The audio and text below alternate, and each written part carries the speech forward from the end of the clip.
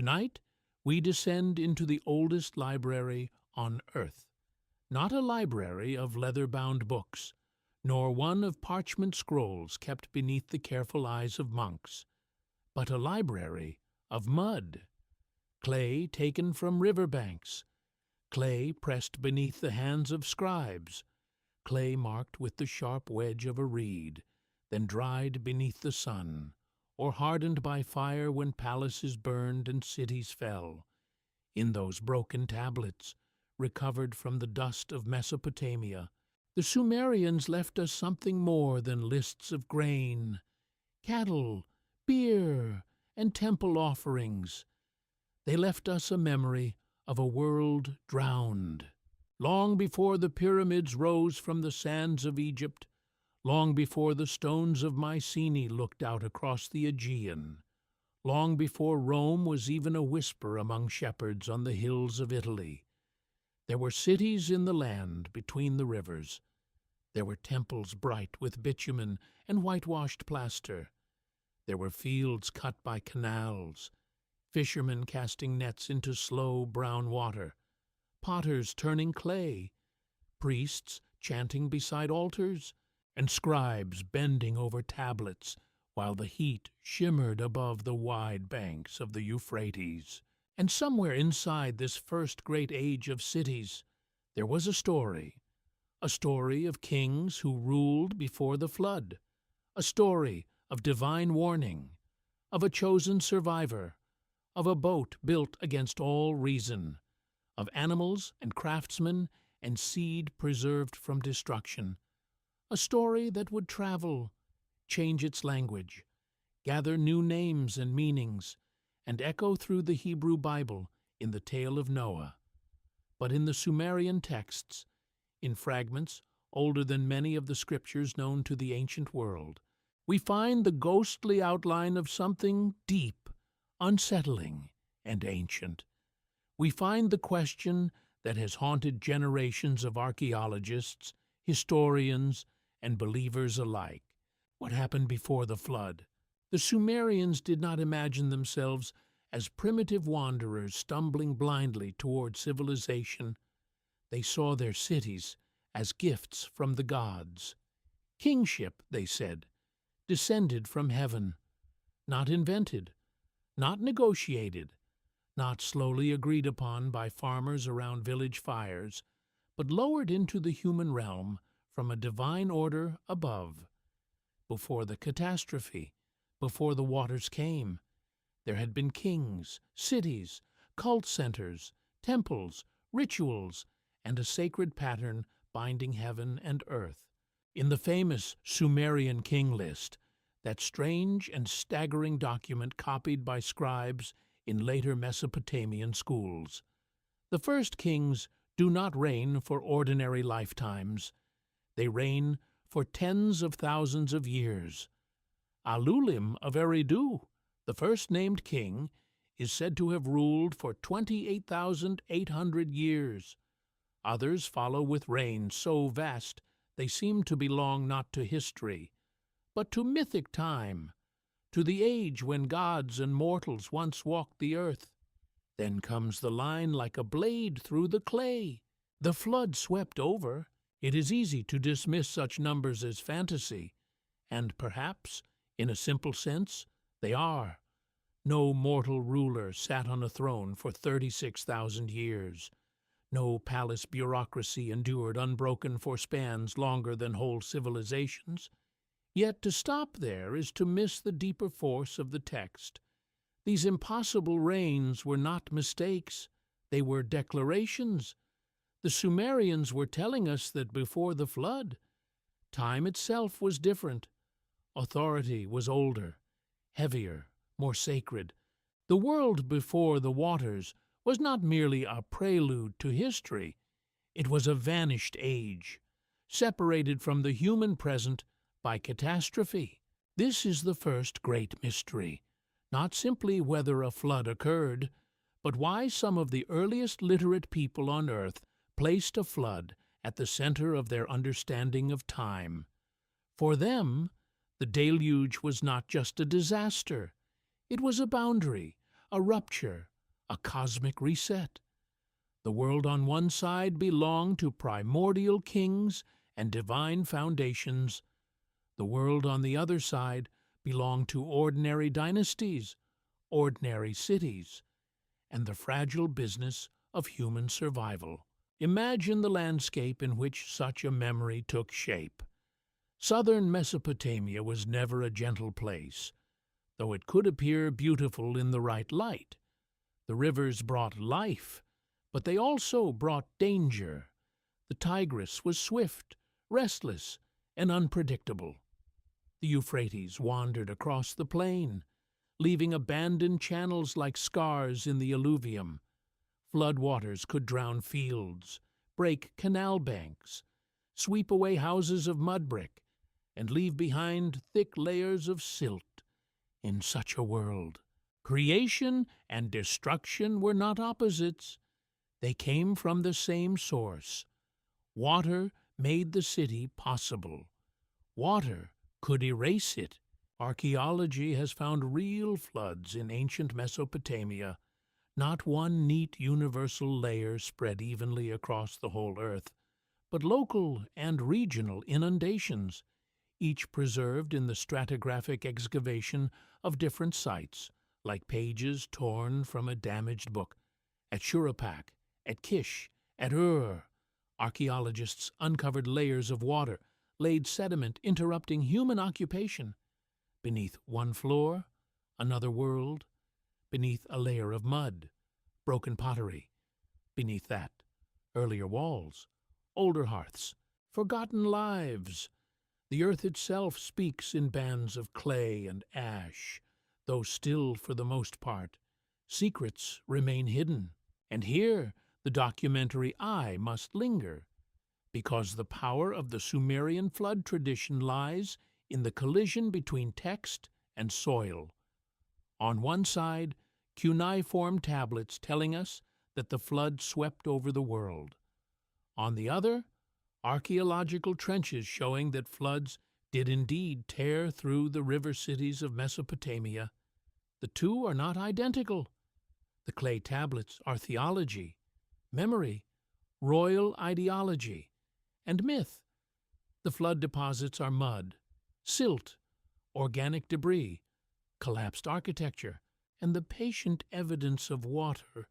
Yet between them, a current flows.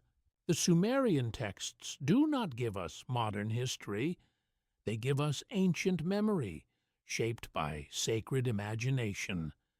They preserve what mattered to those who lived close to the beginning of writing, when the world was still crowded with gods, demons, omens, and voices heard in the movement of stars. They tell us that catastrophe was not meaningless. It had an origin in the divine realm. It had survivors chosen for a purpose. It had consequences for kingship, for cities, for the human bond with the gods. And so the flood becomes not just an event, but an explanation. Why does civilization begin again?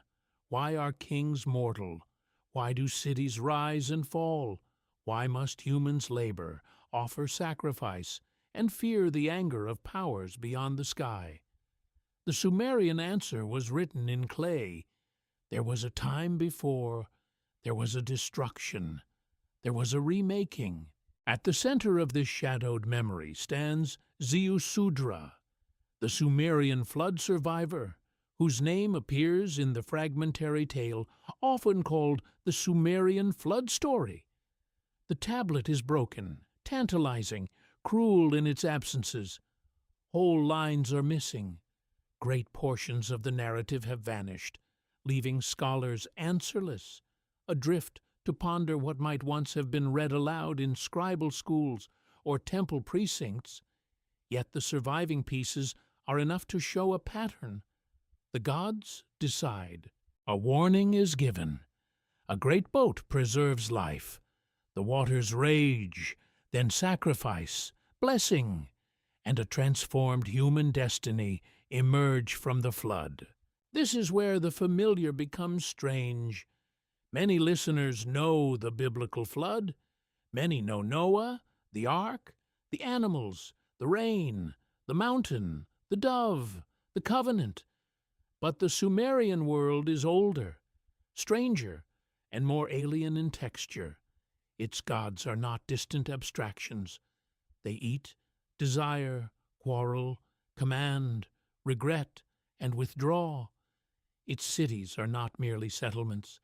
They are sacred machines, engines of order placed within a dangerous world. Its flood is not a children's story. It is a terrifying meditation on divine power, human fragility, and the thin line between civilization and oblivion. To read these tablets is to stand at the threshold of written memory itself. The wedge-shaped signs are small, but the vision behind them is vast. In them, we glimpse a people trying to understand why the world is broken, why greatness disappears, why mud brick walls return to mud, why names once carved in power become fragments in museum drawers. Lithic analysis may take us deeper into the prehistoric past. Radiocarbon dating may anchor organic remains in measurable time. Genomic data may trace the movements of ancient populations across the Near East. But cuneiform gives us something different. It gives us voices, not complete voices, not clear voices, voices muffled by 4,000 years of silence, voices interrupted by cracks in clay, by missing columns, by signs eroded into uncertainty, and yet they speak. They tell us that before the biblical flood became part of a later sacred tradition, Mesopotamia already remembered a deluge. They tell us that long before the world of Abraham, long before the kingdoms of Israel and Judah, scribes in the cities of Sumer and Akkad were preserving stories of a primeval disaster that divided all time. So tonight, we enter the mud-brick streets of the first cities. We walk beneath temple platforms where incense once lifted into the heat. We listen for the scratch of reeds on wet clay.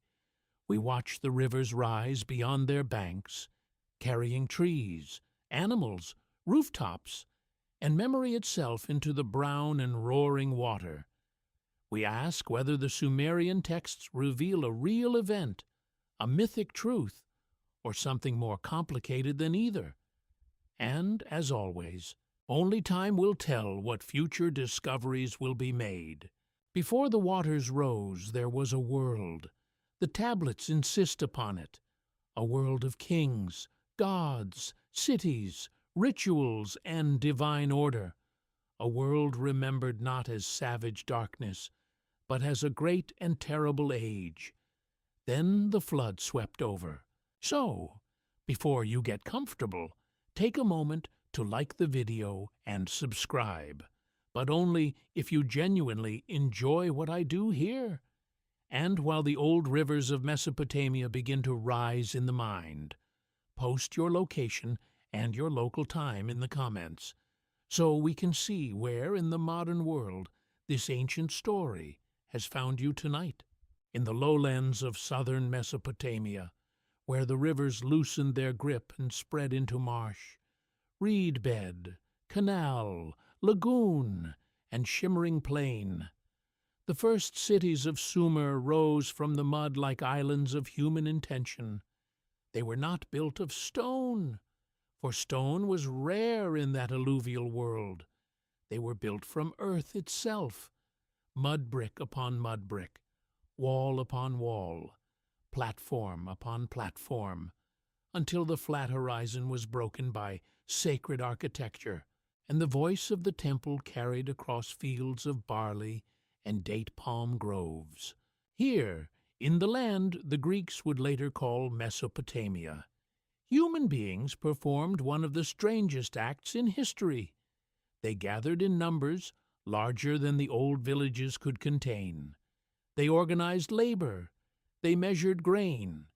They dug canals across difficult soil. They fed specialists who no longer farmed with their own hands.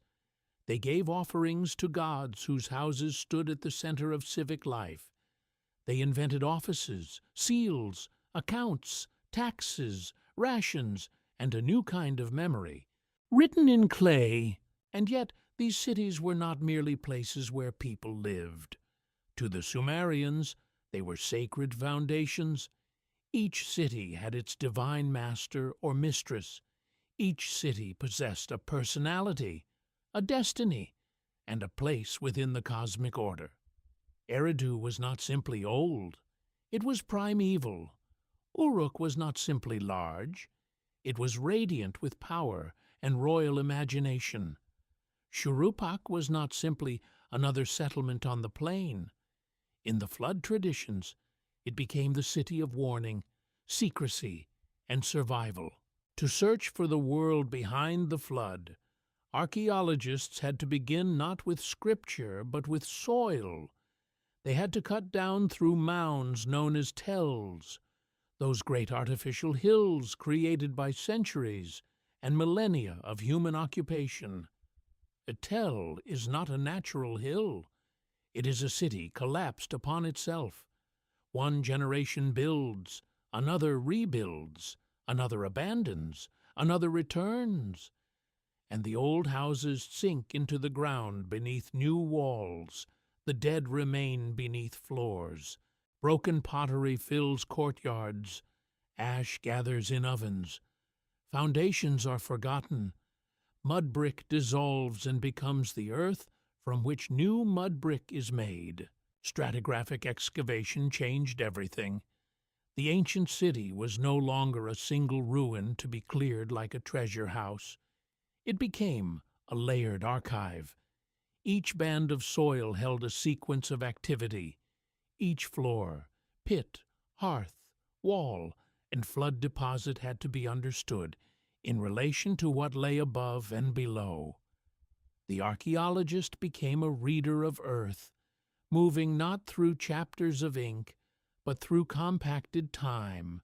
Eridu, often remembered in Mesopotamian tradition as the first city, lies far to the south, near the ancient marshlands. Its ruins tell a story of astonishing depth. Long before mighty empires, long before the age of famous kings, people built and rebuilt temples there. Beneath later structures, excavators found earlier shrines, smaller and simpler, yet already arranged around sacred space. The sequence suggested continuity, reverence, and the slow magnification of ritual architecture over generations. In myth, kingship descended first to Eridu. In archaeology, Eridu revealed deep roots of temple-centered life. The city was bound to the god Enki, lord of fresh waters, wisdom, craft, and hidden knowledge. This detail matters because southern Mesopotamia was a world where fresh water was both blessing and threat. The waters beneath the earth, the canals, the marshes, the rivers, the fish-filled channels, all belonged to a sacred imagination in which human order depended on forces never fully controlled. A city dedicated to a god of water and wisdom standing near the marshy edge of the world feels less like coincidence than cosmology made visible in mud brick. Shuruppak offers another kind of evidence. In later tradition, it was associated with the flood hero, the man warned before destruction. Archaeological work at the site revealed occupation stretching into the early 3rd millennium BC and signs of major disruption. At levels connected with the early dynastic period, excavators identified deposits of silt and water, laid material. Here, in a real city on the Mesopotamian plain, there was evidence that flooding had interrupted life. Not the whole planet drowned beneath a single sheet of water, but a city, a region, a world as its inhabitants knew it, could indeed have vanished beneath river-borne mud. One must imagine the experience from within the ancient city. A wall of water did not need to cover all lands to become cosmic.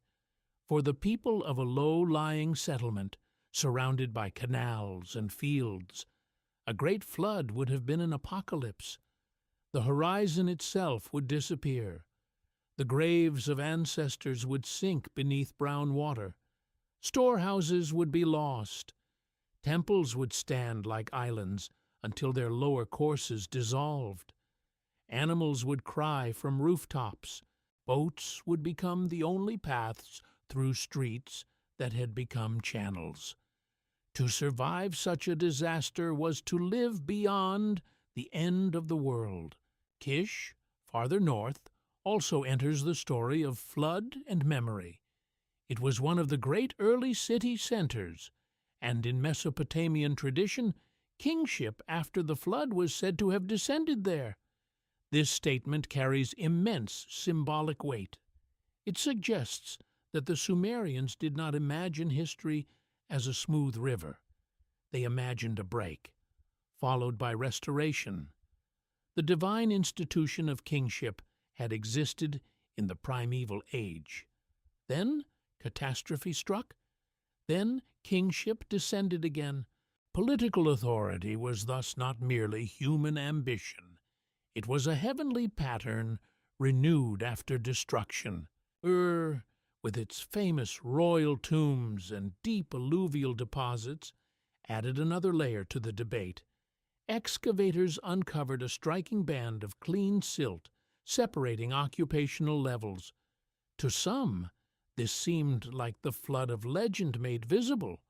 Later scholarship became more cautious, as the Mesopotamian plain is complex, and floods did not strike every site in the same way at the same time. Yet the discovery had already done something irreversible. It forced the modern world to take seriously the possibility that ancient flood stories were not floating fantasies, but memories anchored in environmental trauma. The mud itself became a witness. Pottery types, seal impressions, carbonized plant remains, animal bones, and architectural styles all helped place these cities in time. Radiocarbon dating provided anchors where organic material survived. Ceramic chronology traced changing traditions across generations. Lithic analysis, though often more associated with deeper prehistory, helped reveal patterns of tool use, trade, and craft continuity. Every fragment mattered. A sherd in a flood layer could show whether occupation resumed.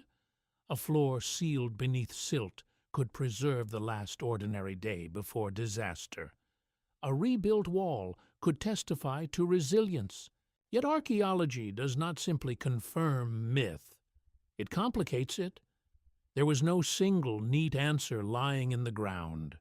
No tablet in perfect condition saying, "Here is the exact flood.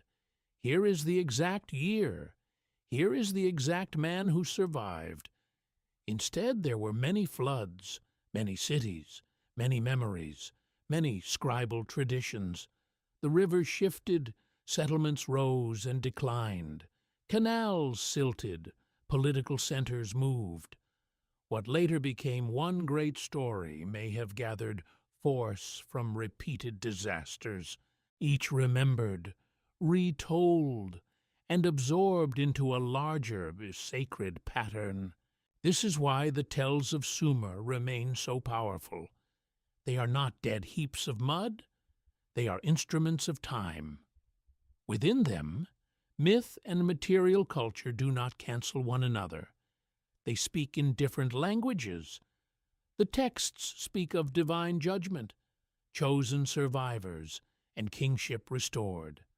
The soil speaks of habitation, rupture, abandonment, rebuilding, and flood-borne sediment. Together, they create a deep resonance, not proof in the simple sense, but a landscape in which the flood tradition becomes historically imaginable. Stand at a Sumerian ruin in the mind, and the silence is immense. The temple no longer gleams. The canals have changed course. The reed boats are gone. The scribes have vanished. But beneath the surface are bricks laid by hands, graves filled with offerings, tablets impressed by reeds, and layers of mud that entered human memory as terror. Still, for the most part, secrets remain hidden. The tells wait beneath the sun, answerless, adrift to ponder, while the rivers that made civilization possible continue their long, restless conversation with the earth. The Sumerian king list is one of the most extraordinary documents ever recovered from the ruins of Mesopotamia. It does not begin like a normal chronicle. It does not open with an eyewitness account, a battlefield, a treaty, or a king boasting of conquered enemies. It begins with a cosmic statement: kingship descended from heaven. With those few words, the Sumerian scribes placed political power inside a sacred universe. Rule was not merely seized by the strongest. It was not merely inherited by blood. It had an origin beyond the human world. Then come the names: Alulim, Alalgar, Enmenluanna, Enmengalanna, Dumuzi, Ensipadzidanna, Enmenduranna, Ubaratutu. To modern ears, they sound remote and strange, like figures glimpsed through storm rain on the far side of history. To the scribes who copied the list, they belonged to the first age of kings, the age that existed before the great waters changed everything. Their cities were Eridu, Bad Tibira, Larak, Sipar, and Shuruppak. Their reigns were impossibly long, tens of thousands of years, vast spans of time that stretch beyond any ordinary human lifetime, beyond dynasties, beyond empires, beyond the memory of cities themselves. Alulim is given 28,800 years. Alalgar is given 36,000. Other rulers receive reigns so huge that the mind cannot easily hold them. The total before the flood reaches into numbers that feel more like astronomy than history. Here, the historian must resist two temptations. The first is to take the figures literally and imagine immortal monarchs seated beneath temple roofs while millennia passed like seasons. The second is to dismiss the whole tradition as nonsense, as if ancient people were careless children with no sense of reality. Both readings are too simple. The Sumerian king list is not modern history, but it is not meaningless. It is an attempt to organize time. It creates a bridge between mythic antiquity and political memory. It tells us how Mesopotamian scribes imagined the deep past, how they gave shape to the terrifying distance between themselves and the first beginnings of civilization. The enormous reigns may have served to magnify the sacred stature of the antediluvian kings. They may reflect numerical symbolism, inherited oral traditions, scribal mathematics, or theological imagination, perhaps several of these at once. Still, for the most part, secrets remain hidden. What matters is the structure. Kingship descends from heaven. It passes from city to city. It belongs to one place, then another. It is not everywhere at once. It is a divine force that moves through the human world. Then, at the center of the list, comes the interruption. The flood swept over. The phrase is simple, almost cold. A whole world is ended in a line of clay. After that, kingship descends again. This is the heart of the enigma. The flood does not destroy kingship forever. It divides kingship into two ages. The world before the flood is sacred, immense, and strange. The world after the flood is still divine, but it is closer to recognizable history. The reigns become shorter, though often still exaggerated. The cities become familiar from archaeology, and later records. Kish rises to prominence, then Uruk, then Ur, then other places in the long and restless sequence of Mesopotamian power. The king list is therefore not just a record of rulers, it is a map of legitimacy. Whoever controlled the tradition could claim to stand within a chain that began in heaven itself. A king did not merely govern a city. He participated in an ancient order that had survived cosmic destruction. The list transformed politics into sacred inheritance. It made fragile mud-brick kingdoms appear rooted in divine time. Yet there is another layer, darker and more haunting. The antediluvian kings are said to have ruled from cities that were not random. Eridu was among the deepest and most venerable cult centers of southern Mesopotamia. Sippar was associated with the sun god and with wisdom. Shuruppak was tied to the flood survivor tradition. These were places of sacred memory. By placing primeval kings in such cities, the scribes anchored mythic time to real landscapes. A person could travel to these locations. A priest could stand in their temples. A scribe could see their ruins, their walls, their canals, their ancient foundations. The mythical past was not floating in a void. It was buried beneath known soil. This is the power of Mesopotamian memory. It does not separate the sacred and the physical in the way modern thinking often does. A god had a house. A city had a divine patron. A canal could be a holy achievement. A temple platform could be a meeting point between heaven and earth. A flood layer could become more than sediment. It could become the scar of divine history. The king list also preserves anxiety. It speaks from a world where cities competed for authority. One city rose while another declined. Dynasties ended. Temples were plundered. Walls were broken. Fields failed when canals clogged or enemies cut irrigation lines. In such a landscape, power was never secure. By claiming that kingship moved from city to city by divine will, the list gave meaning to political instability. Defeat was not just defeat.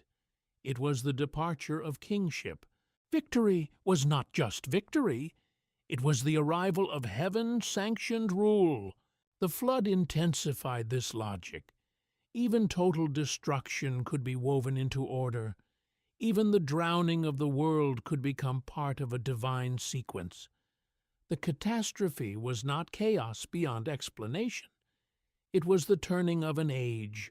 To hear the king list properly, one must imagine a scribal school, perhaps in the shade of a temple wall, where young students pressed wedge signs into clay. They copied old compositions, lists of cities, lists of gods, lists of kings, hymns, proverbs, and myths. The act of copying was not passive. It was preservation, it was training, it was reverence.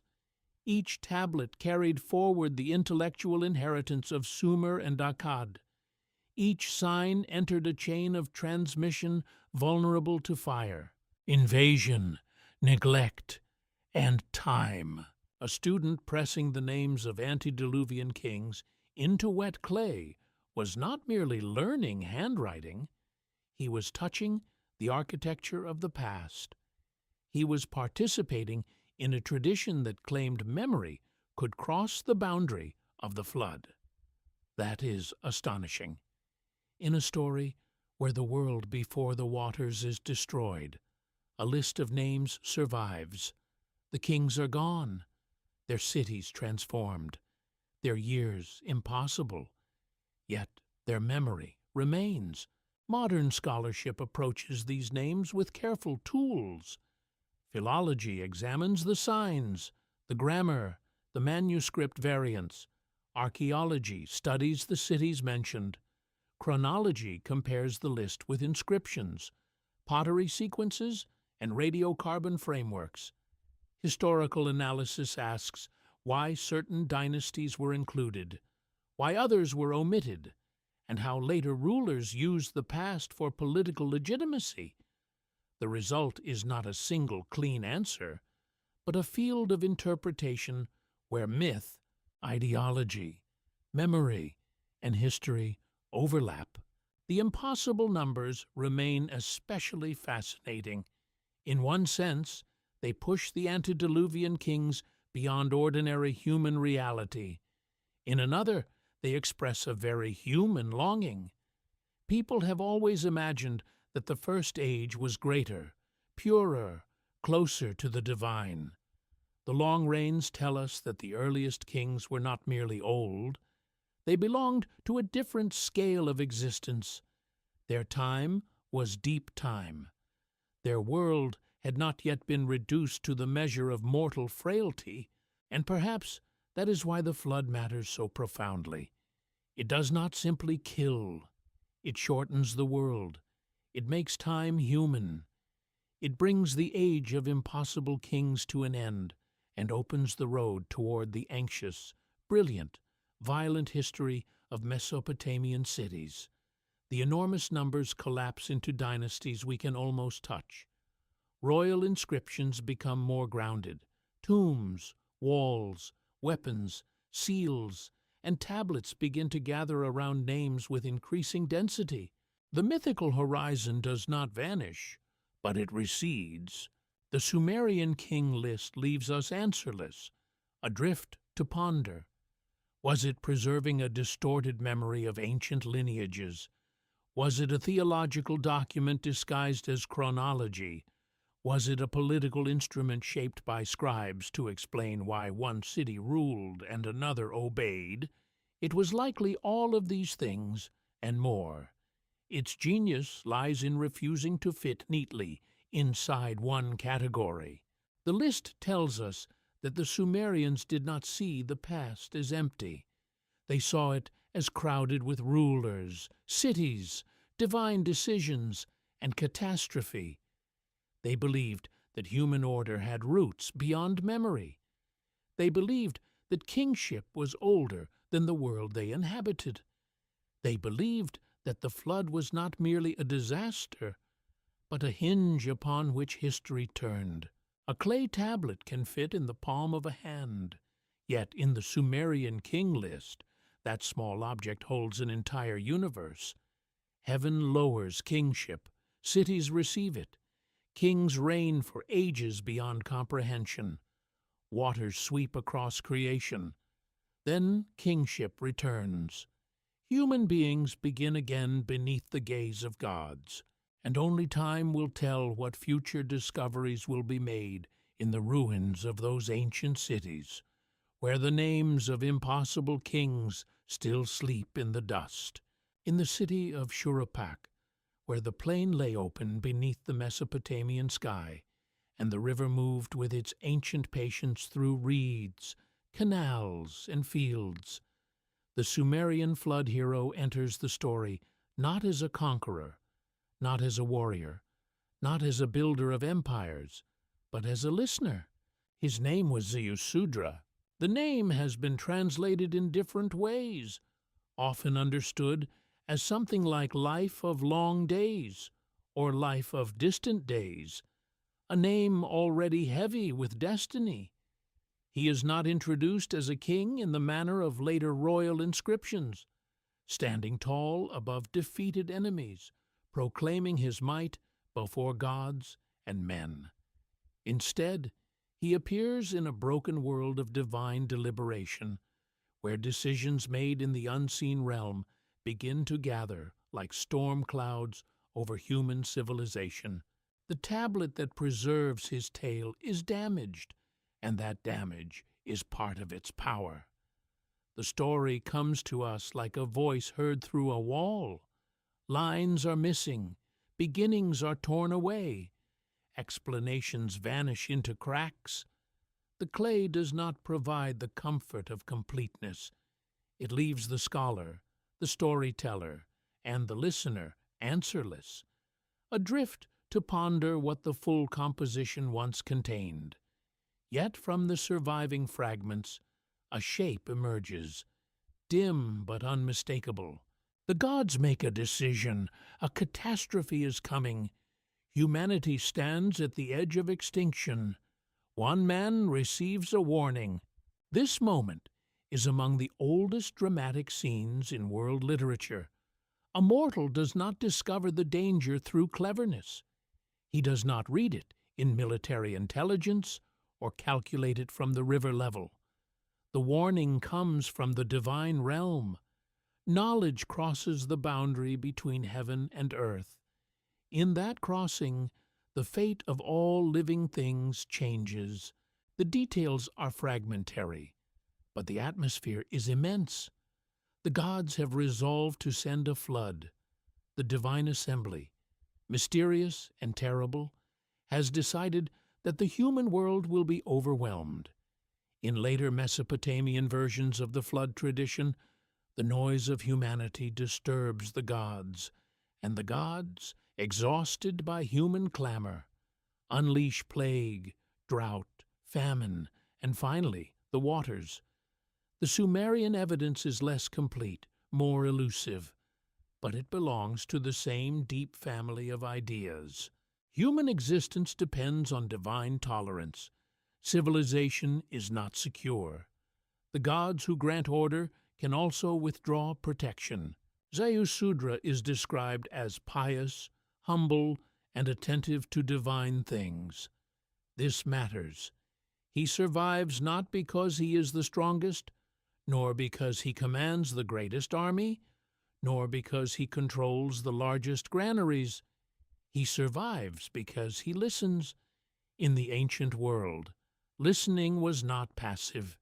It was an act of wisdom. To hear the gods correctly, to attend to dreams, omens, rituals, and sacred speech, was to remain aligned with the hidden structure of reality. Somewhere in the damaged lines, the warning is given through a wall. This strange image appears with even greater clarity in later traditions, where the god speaks not directly to the man, but to a reed wall, allowing the chosen survivor to overhear. It is a brilliant and mysterious device. The divine oath is preserved, because the god does not openly betray the counsel of heaven. Yet compassion finds a path. Speech travels sideways. The secret enters the human world through architecture, through reeds, through the thin partition between command and mercy. Imagine that scene in the mind. A man standing in a temple precinct or beside a reed structure. The air warm, the smell of clay, water, animals, and smoke all around him. The city still alive, bakers still heating ovens, children still running through courtyards, fishermen still repairing nets, scribes still pressing tablets, farmers still watching the sky and river. And then, from behind a wall, a voice, not a rumor, not a human warning, a divine secret.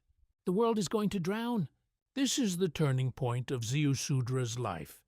Everything ordinary becomes charged with terrible meaning. A plank of wood is no longer merely wood. A rope is no longer merely rope.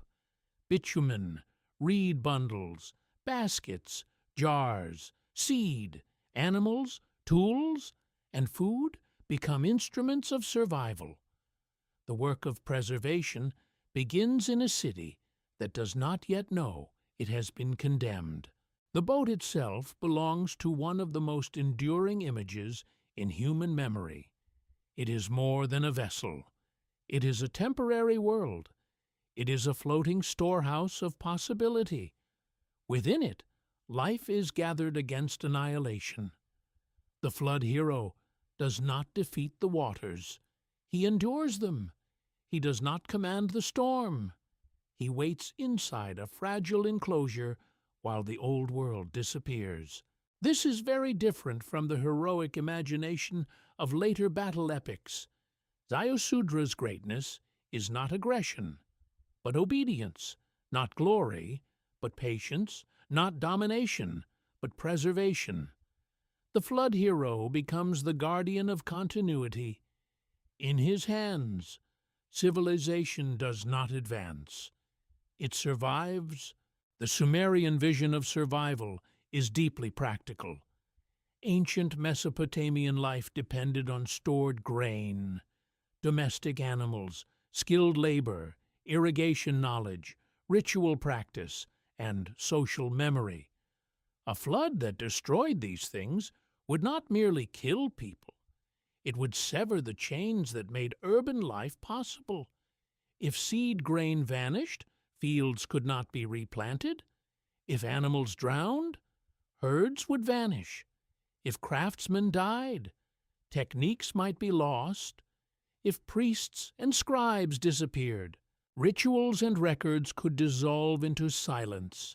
A boat preserving life also preserved knowledge. The flood tradition therefore asks a question far larger than whether one man could build a vessel. It asks what must be saved when the world ends.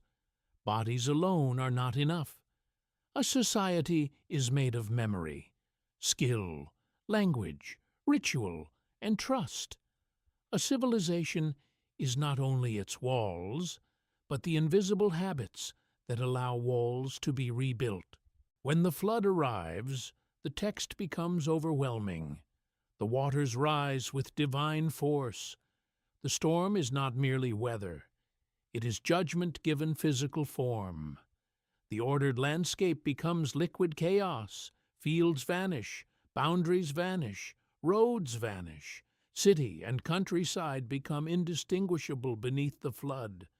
The careful lines drawn by farmers, surveyors, canal diggers, priests, and kings are erased by a power older than all of them. For the people of Mesopotamia, this terror was never abstract.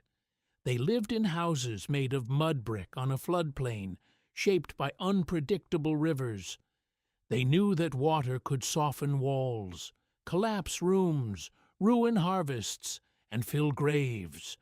They knew that civilization stood by engineering, prayer, and constant labor against forces that could not be mastered forever. In the flood story, that daily vulnerability becomes cosmic. Ziusudra survives, but survival is not simple victory. When the waters subside, he emerges into a changed world. The familiar landscape has been broken. The dead cannot be restored. The old city has passed through destruction. The survivor stands not at the end of danger, but at the beginning of a new and uncertain order. Then comes sacrifice. This detail is crucial. The first great act after survival is not celebration, not conquest, not royal proclamation, but offering. Ziusudra turns toward the gods. The relationship between humanity and divinity must be renewed. The flood has revealed the terrifying power of the gods, yet it has also revealed that mercy can survive inside judgment. By sacrificing, the survivor acknowledges dependence. He does not claim to have saved himself. He enters again into the sacred exchange that makes human life possible. In some traditions, the flood survivor is granted extraordinary life, even immortality, and placed in a distant land. This is one of the most haunting ideas in the entire Mesopotamian imagination. The man who endured the end of the world cannot simply return to normal human existence. He has crossed a boundary no one was meant to cross. He belongs partly to the world of mortals, partly to the realm of myth. He becomes a living memory of catastrophe. Removed from ordinary time, Ziusudra is not just an ancient Noah. He is a Sumerian answer to the problem of memory after disaster. Through him, the tablets ask how anything continues when the world is shattered. How does life pass through destruction? How does divine anger leave room for compassion? How does civilization begin again without pretending nothing has been lost? Still, for the most part, secrets remain hidden. The broken tablet does not tell us everything. It does not satisfy the hunger for certainty. It gives us fragments, images, names, and sacred drama. Yet perhaps its incompleteness is fitting. A story about survival after devastation should not arrive whole. It should come like wreckage washed onto a bank, a plank, a jar, a sign pressed into clay, enough to know that something immense took place, not enough to silence wonder. In Ziusudra, the Sumerians gave the ancient world one of its most enduring figures, the righteous listener, the warned survivor, the builder against disbelief, the keeper of life inside the storm, the man who stood between divine decision and human extinction. And only time will tell what future discoveries will be made in some buried archive, some temple ruin, some clay fragment still sleeping beneath Mesopotamian dust, waiting to speak another line of the warning from behind the wall. The oldest flood stories did not come to us from a single perfect book. They came in fragments. They came from broken tablets, lifted from ruined cities, from museum drawers, from excavated archives, from pieces of clay whose edges had been snapped away by time. Some were burned hard in ancient fires. Some were worn smooth where signs had once been sharp. Some carried only a few surviving lines, like voices cut off in the middle of a sentence. This is the world of cuneiform. The word describes the wedge-shaped writing made by pressing a reed stylus into damp clay. It was an invention so simple in material and so immense in consequence that it changed the human relationship with memory. Before writing, stories lived in breath. They moved from mouth to ear, from elder to child, from ritual singer to gathered listeners. They could be powerful, accurate, sacred, and enduring, but they remained vulnerable to silence. With writing, memory gained a body outside the human skull. A tablet could outlive its scribe. A sign could survive the fall of a dynasty. A story could cross centuries without needing the same tongue to speak it every night beside a fire. Yet clay is a strange guardian. It preserves and destroys. It can keep a text safe for thousands of years, but it can also crack, dissolve, scatter, and conceal. A single ancient composition might survive in copies separated by centuries. One tablet preserves the beginning, another the middle, another a list of names, another a line that changes the meaning of everything. The scholar becomes not only a reader, but a restorer of shattered memory. The Sumerian Flood tradition is known through this difficult inheritance. It does not stand before us whole and polished. It lies in pieces, demanding patience. The surviving tablet of the Sumerian Flood story contains gaps so severe that the imagination is constantly pulled toward absence. One sees the signs that remain, then the empty spaces where signs once stood. The missing portions become almost as powerful as the preserved text, because they remind us that ancient literature's often not a window thrown open, but a keyhole cut into darkness. In the scribal schools of Mesopotamia, such texts were copied, studied, and transmitted with great care. These schools trained young men to enter the world of administration, temple service, and royal bureaucracy. A student began with simple signs, then lists of words, then model contracts, proverbs, hymns, myths, and learned compositions. Learning to write was not only technical, it was cultural initiation. To master cuneiform was to enter the machinery of civilization. The scribal school was a place of discipline. Clay tablets from training contexts preserve mistakes, repeated exercises, awkward signs, and corrected lines. They reveal young hands learning to shape language into matter. We can almost imagine the scene. A room of students seated with lumps of clay, the odor of damp earth, the murmur of recitation, a teacher watching closely, a boy pressing too deeply with the stylus, another flattening the clay to begin again, the words of gods and kings passing through the fingers of children. Through these institutions, the ancient flood memory survived. It was not simply told in villages or whispered in temples. It was copied by scribes who understood themselves as guardians of knowledge. They did not preserve only practical information, though Mesopotamian archives overflow with accounts of grain, wool, oil, labor, fields, taxes, and rations. They also preserved stories explaining the human condition, why people suffer, why kings rule, why cities fall, why gods must be feared, why life continues after ruin. Clay tablets speak with two voices. One is ordinary and administrative. It says how many sheep entered a temple herd, how much barley was paid to workers, which field belonged to which institution, which merchant owed silver. This voice is invaluable because it shows civilization in its daily workings. The other voice is cosmic. It speaks of creation, divine councils, primeval kings, heroic journeys, monsters, omens, and floods. These two voices belong together.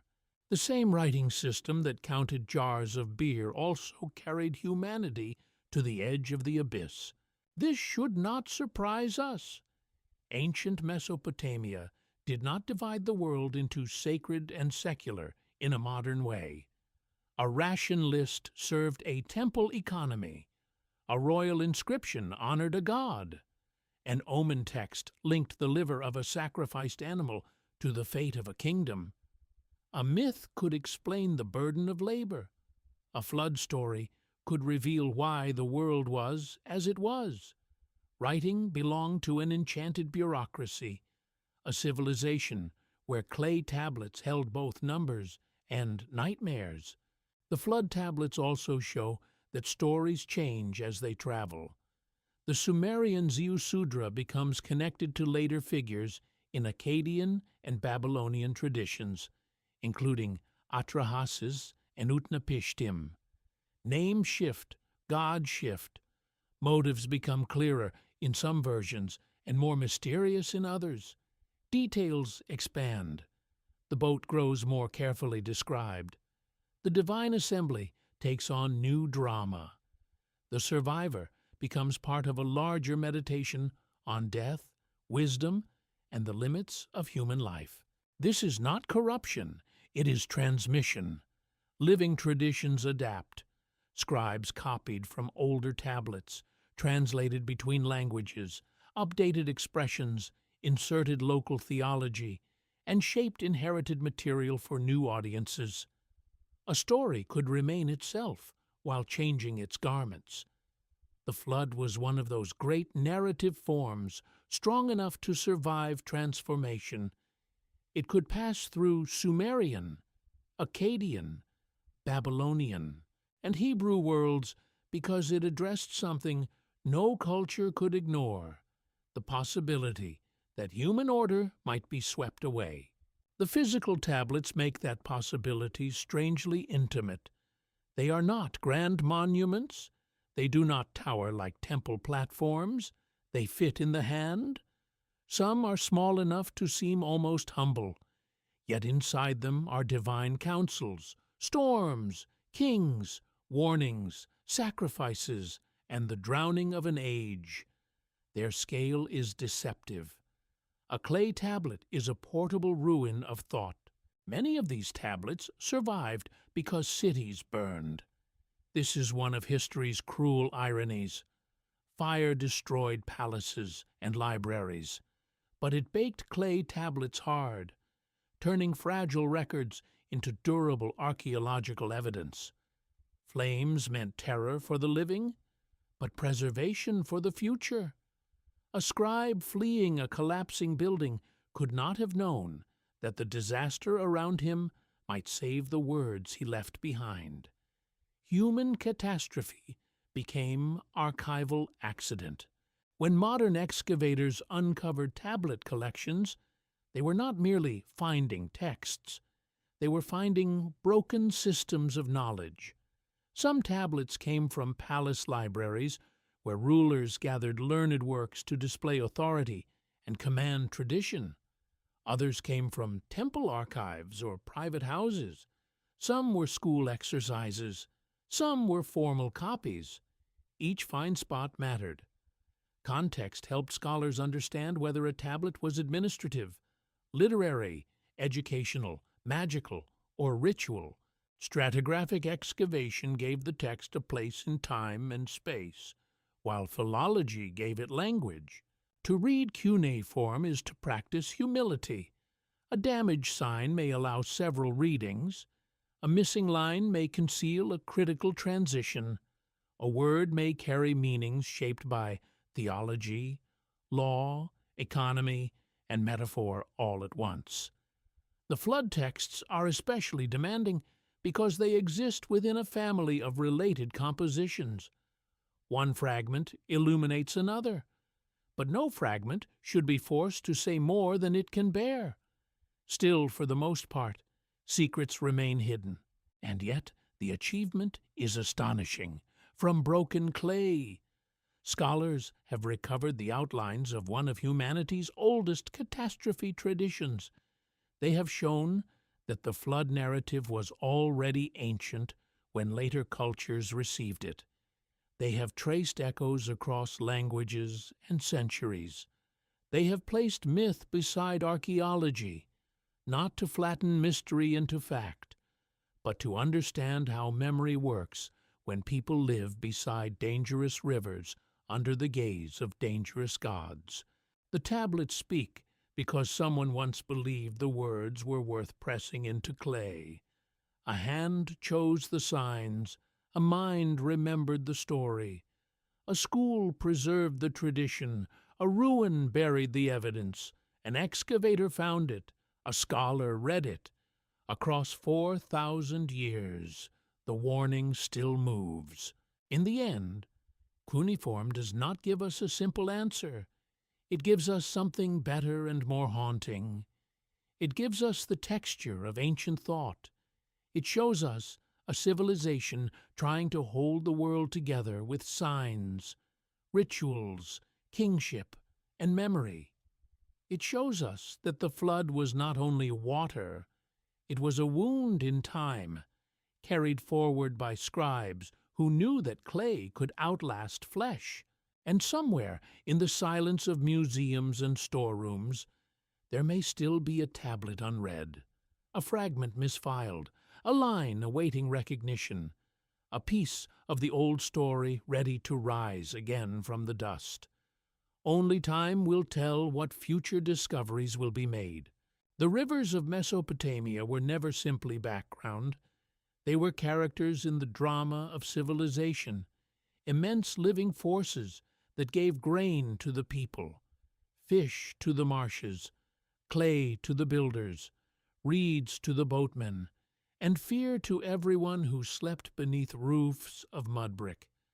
To understand why flood stories became so powerful in Sumer, one must stand not only beside the tablets, but beside the water. The Tigris and the Euphrates did not behave like calm servants.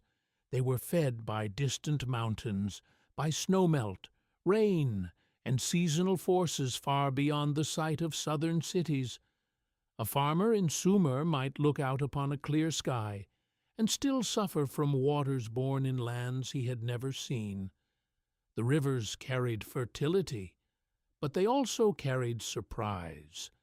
Their courses shifted across the flat alluvial plain, their channels choked with silt, their banks broke, their waters spread sideways into fields, houses, shrines, and cemeteries. In such a world, the line between blessing and destruction was thin.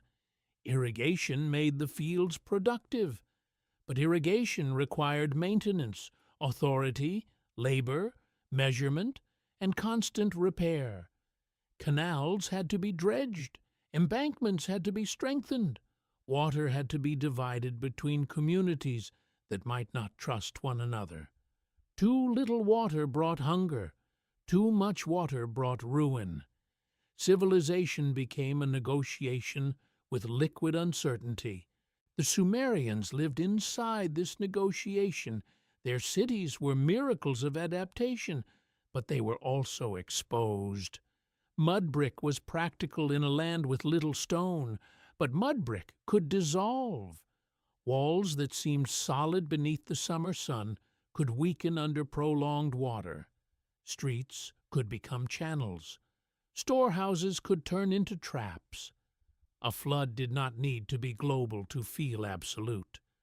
For a city dweller whose entire world was the temple, the fields, the canal network, and the surrounding plain, a regional inundation could become the death of creation itself.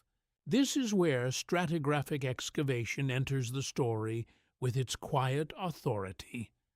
Beneath the mounds of ancient Mesopotamia, archaeologists have found layers of silt interrupting human occupation. These deposits are not poems. They do not speak of divine councils. They do not name Ziusudra or Noah. They are physical traces of water, moving with force across inhabited landscapes. They appear as bands of sediment, sometimes clean, sometimes mixed with debris, sometimes lying between levels of houses, floors, pottery, and ash. A city lives, a flood arrives, a city resumes, or does not. At some sites, these deposits are dramatic, at others, subtle. At some, the flood layer belongs to one period, at another, a different event altogether. This pattern matters. It reminds us that Mesopotamia was not struck by a single uniform catastrophe visible everywhere in the same way. The plain was complex, shifting, alive. Floods could devastate one city while sparing another. A channel avulsion, where a river abandons one path and cuts another, could transform settlement patterns for generations. A canal failure could ruin fields without leaving the same signature as a river flood. A storm surge from the Gulf, a seasonal flood, or a local hydraulic disaster could each become memory. The earth, like the tablets, gives fragments. Yet fragments are not weakness. They are the nature of evidence. A flood layer beneath an ancient floor does not prove every line of a sacred story, but it proves that human beings in these places knew what it meant for water to interrupt the world. It proves that the environmental imagination of Sumer was rooted in experience. The flood traditions did not arise in a desert untouched by rivers. They arose in a land where water was destiny. One must imagine an excavator standing in a trench, the walls rising on either side like a cross-section through lost centuries.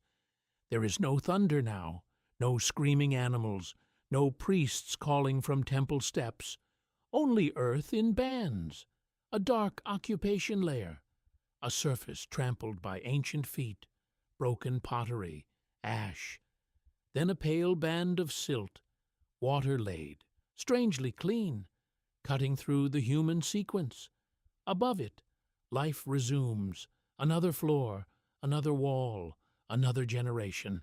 The trench becomes a compressed vision of ruin and renewal. This is archaeology at its most haunting, not treasure hunting, Not the search for golden masks or royal weapons, but the patient reading of interruption. The absence of daily life becomes evidence, a layer where people were not cooking, not rebuilding, not burying, not sweeping courtyards, because water had taken command. Scientific analysis sharpens the picture. Sedimentology can distinguish deposits formed by standing water, flowing water, wind, or human dumping. Microscopic study can reveal grain size and depositional energy.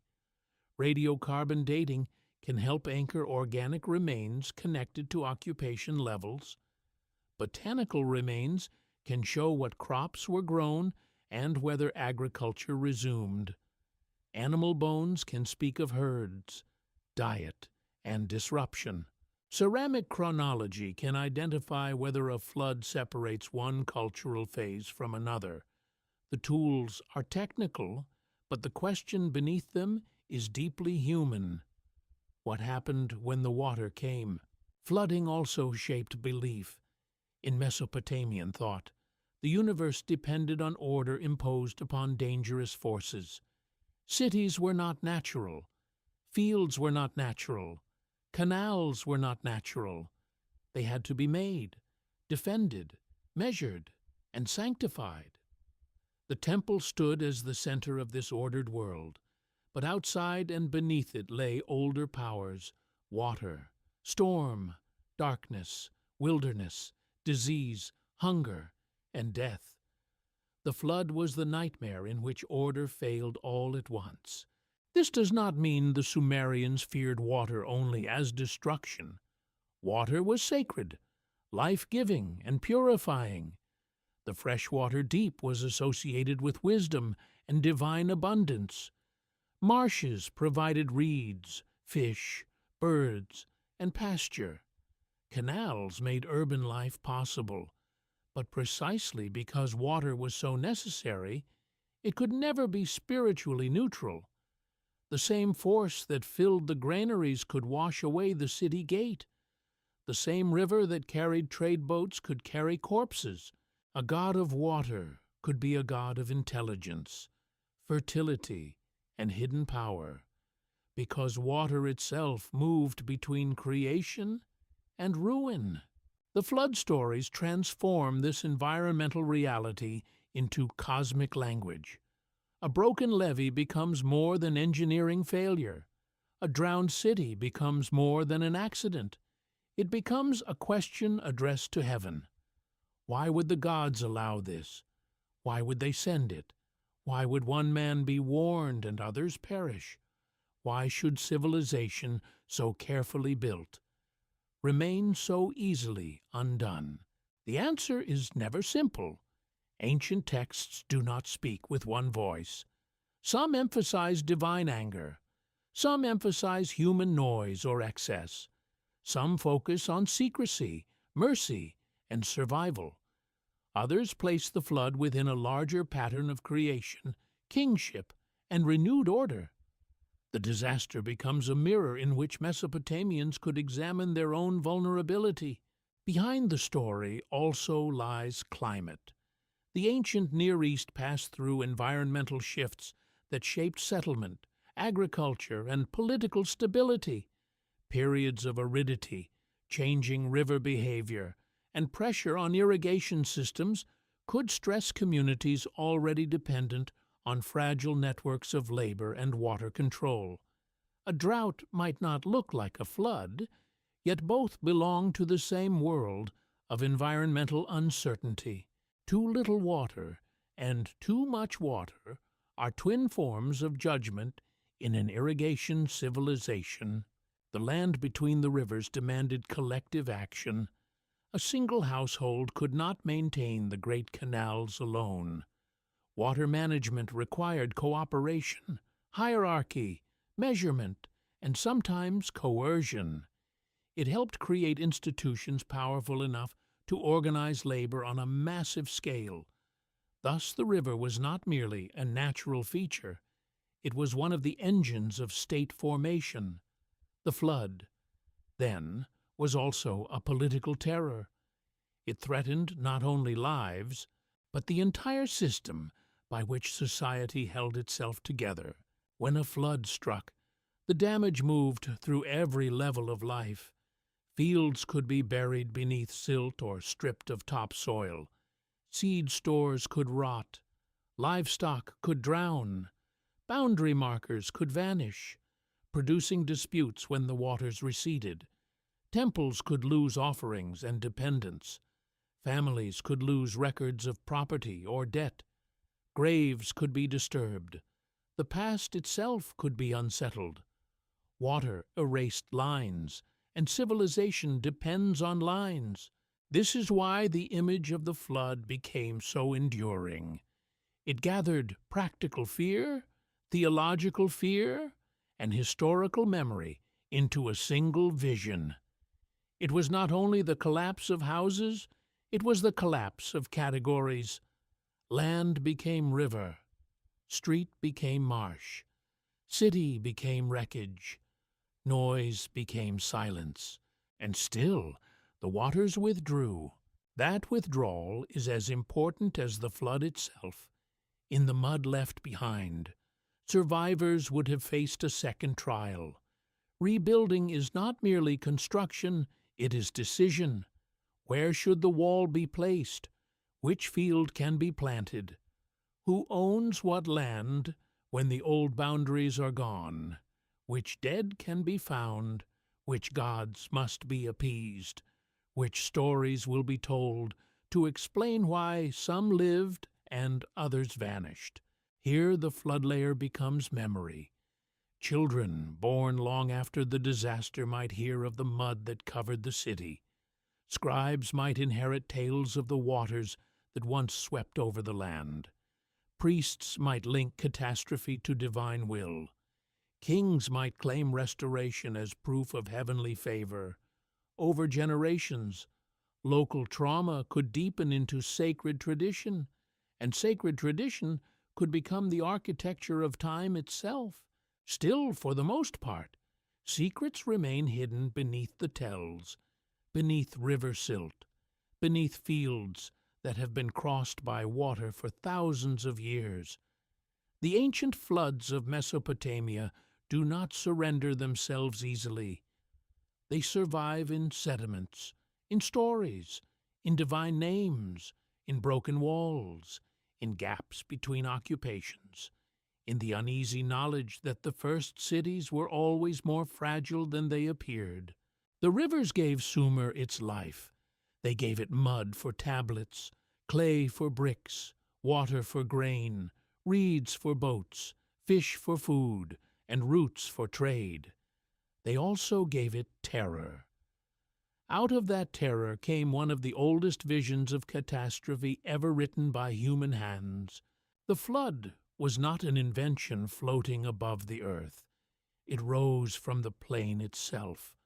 It came from water heard against the walls at night. It came from canal banks trembling under pressure. It came from fields drowned beneath shining brown emptiness. It came from the knowledge that human order, however sacred, however ancient, could be undone by the same rivers that made it possible. Only time will tell what future discoveries will be made in the buried channels and ancient floodplains of Mesopotamia, where the mud still remembers what the tablets tried to say. The Sumerians did not live in a silent universe. They lived in a world filled with presences. The sky watched, the river spoke, the storm carried intention. The temple was not merely a building, but a doorway, a fixed point where mortal labor touched divine command. To understand what the flood meant to them, one must step into a mind shaped by gods, order, obligation, and fear. In the Mesopotamian imagination, the gods were not distant ornaments placed at the edge of belief. They were active powers woven into the structure of life.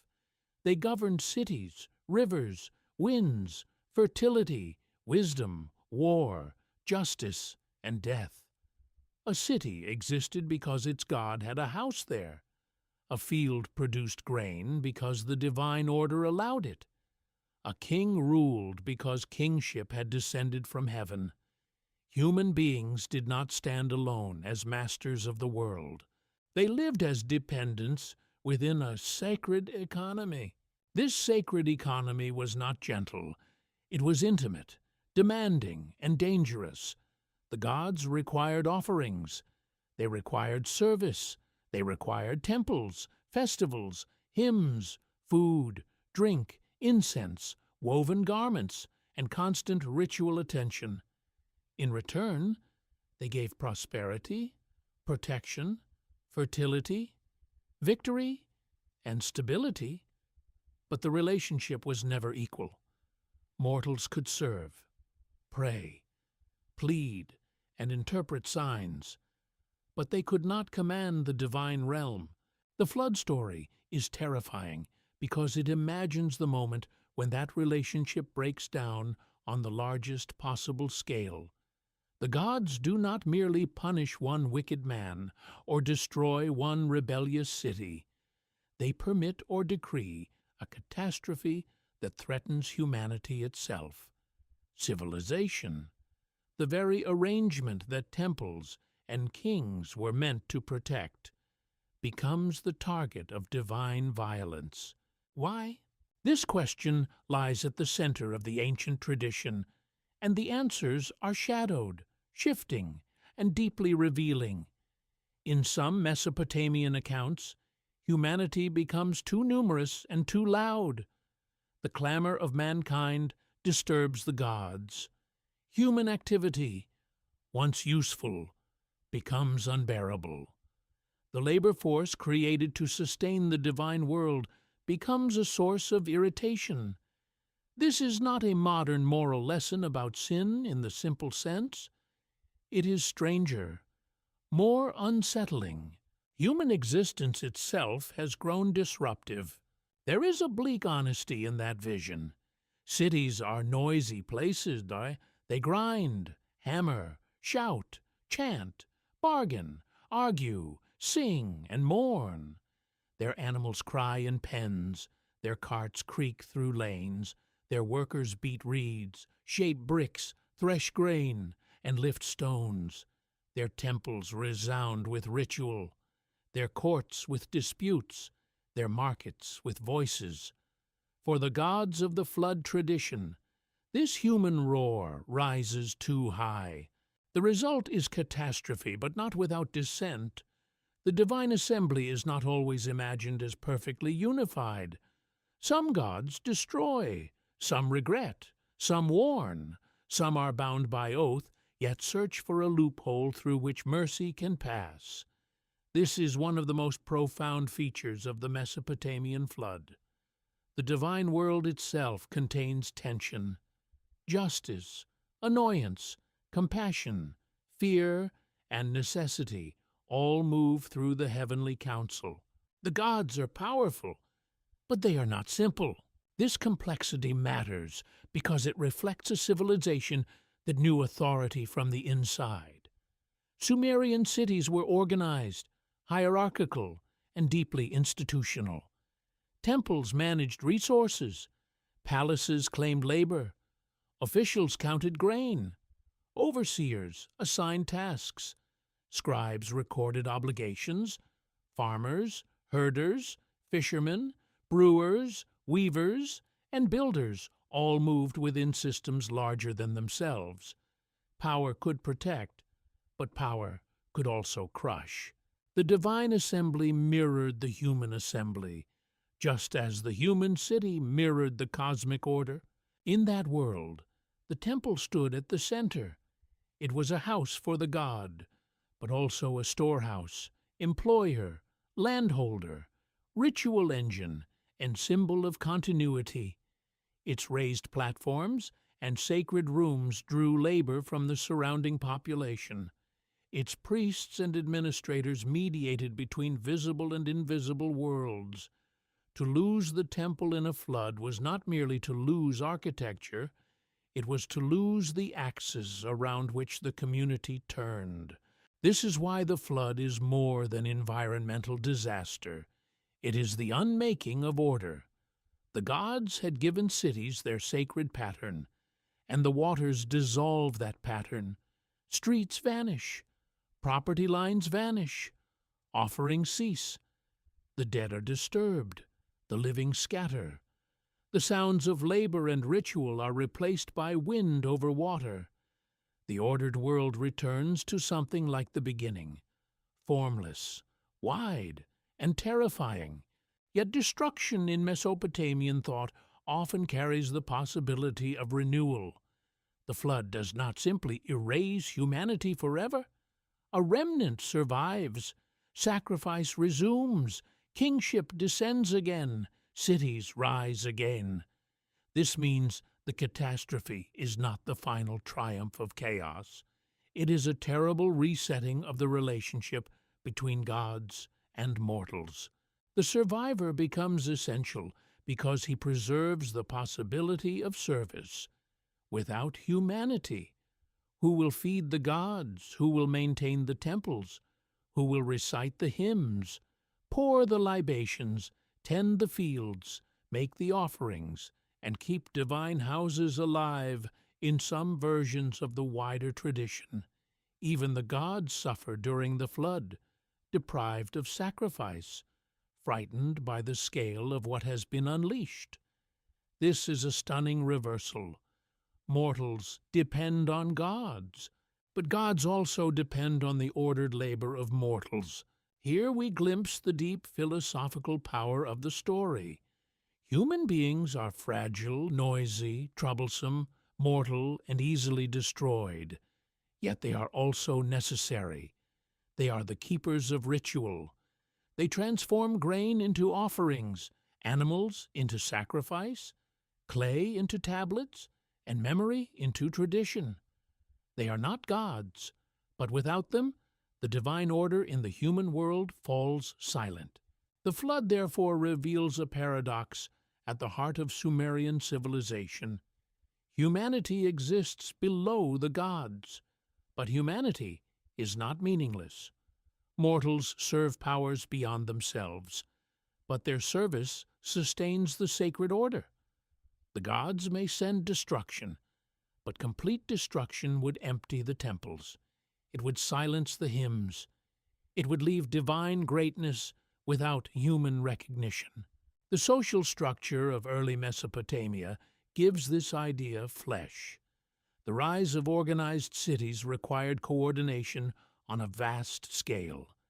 Someone had to decide when canals were cleaned, when fields were opened, when workers were fed, when temples were built, when offerings were brought, when conflicts were judged. Whether power lay mainly in temple households, royal courts, councils, or shifting combinations of these institutions, the Sumerian city was never a loose crowd. It was an ordered body. The flood attacks that body. In the face of such ruin, the old question returns.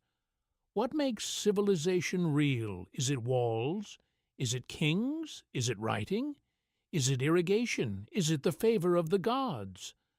The Sumerian answer seems to be all of the bound together. Walls without gods are empty. Kings without heaven are illegitimate. Writing without memory is accounting dust. Irrigation without order becomes swamp or famine. Civilization is a woven thing, and the flood is the blade that cuts through the threads. This is why the gods in the story matter so much. They are not decorative mythology pasted onto an ordinary flood. They are the language through which the ancient mind understood vulnerability, where modern observers may see hydrology. The Sumerians saw divine decision. Where modern archaeology finds silt deposits, they imagined the withdrawal of cosmic favor. These are not childish errors. They are different forms of explanation born from a world in which nature, politics, and religion were inseparable. A flood in Sumer could be at once a river event, a social crisis, an economic disaster, a theological warning, and a memory of divine anger. To separate these completely would be to break the ancient world into pieces it did not recognize. Still, for the most part, secrets remain hidden. We do not know exactly how ordinary farmers spoke of the flood beside their hearths. We do not know how priests shaped the tale in temple liturgy. We do not know how many versions once circulated and vanished. We do not know how fear, grief, politics, and worship braided themselves into the form preserved on clay. The surviving texts are lamps in a vast darkness, not the sunrise, but their light is enough to reveal a civilization thinking deeply about its own condition. The Sumerians knew that human achievement was magnificent and unstable. They knew that cities could shine and then sink. They knew that divine favor was precious because it could be lost. They knew that survival required more than strength. It required wisdom, ritual, memory, and humility before powers no wall could keep out. The flood is the moment when the gods show humanity what it is, not master of creation, not dust without value, something between, a servant capable of memory, a builder vulnerable to water, a creature of clay who writes on clay, prays in houses of clay, and leaves behind tablets that outlive kings. And only time will tell what future discoveries will be made as the broken texts continue to whisper of gods, order, and ruin from the deep earth of Mesopotamia. Across the long road of ancient memory, the flood did not remain still. It moved. It crossed languages, cities, empires, temples, libraries, and generations of scribes. It changed names. It gathered new meanings. It shed older details and gained others, like a river abandoning one channel and carving another through the plain. The story flowed from Sumerian tradition into Akkadian, Babylonian, Assyrian, and Hebrew worlds, until it became one of the most enduring narratives in human history. This movement is one of the great wonders of the ancient Near East. A story born in the landscape of Mesopotamian rivers eventually became part of the sacred imagination of peoples far beyond the old Sumerian cities. Its central image remained unmistakable. The gods, or God, decide that the human world must be destroyed by water. One righteous or favored man receives warning. A great vessel preserves life. The flood comes. The waters cover the known world. Birds are released. The vessel comes to rest. Sacrifice follows. Humanity begins again. Yet each version is not merely a copy.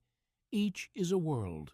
In the Sumerian tradition, the survivor is Ziusudra, a pious king or priestly figure whose story survives in damaged form, surrounded by gaps and shadows. In the Akkadian Atrahasis epic, the hero is Atrahasis, whose name means exceedingly wise.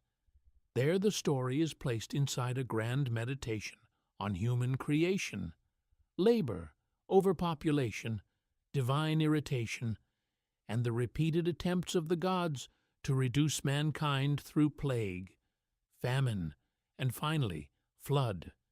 In the Epic of Gilgamesh, the flood survivor is Utnapishtim, the distant immortal whom Gilgamesh seeks at the edge of the world, hoping to learn the secret of life beyond death. In the Hebrew Bible, the survivor is Noah, a righteous man in his generation, chosen by God to preserve life through the ark. These figures are related, but they are not identical. Ziusudra stands in the oldest Sumerian atmosphere of fragment and sacred kingship. Atrahasis is wisdom under pressure, a human being caught between divine decision and survival. Utnapishtim is memory transformed into immortality. A man who has crossed the boundary that Gilgamesh longs to cross, but cannot. Noah is obedience before a single sovereign God. A man whose story becomes bound to covenant, moral judgment, and the reordering of creation. The differences are as important as the similarities. In the Mesopotamian world, the gods are many. They argue, scheme, regret, and divide against one another. Divine power is immense, but it is not always unified. A god may wish to destroy while another god seeks to preserve. The warning may come through secrecy, through a dream, through a wall, through divine cunning. This creates a universe of tension where human beings survive not because heaven is simple, but because mercy finds a narrow path through divine politics. In the biblical version, the theological world is transformed.